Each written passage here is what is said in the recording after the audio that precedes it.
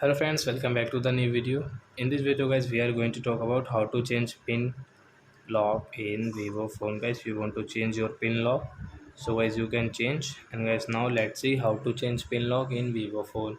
So before starting video friends, I want to tell you, if you need my channel and you are watching my video first time, so first of all go and subscribe my channel, click the bell icon and like my videos. So guys, now let's start the video friends. First of all, open your phone setting to change this pin lock. After that guys, click on security setting. Guys, the security setting guys, you can see in your Vivo phone. Guys, click here.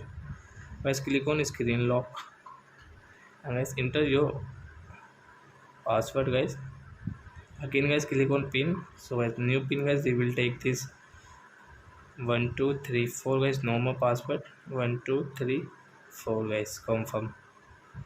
And guys, now let's see pin has changed or not. Guys, old pin was guys 1470. So guys, wrong. And guys, 1234 new pin. So I hope friends you have understood how to change pin lock in Vivo y15c phone. So that's it guys, thanks for watching my video. Now we will meet on next video with new topic. Before guys, please go and like and subscribe my channel. Bye bye friends.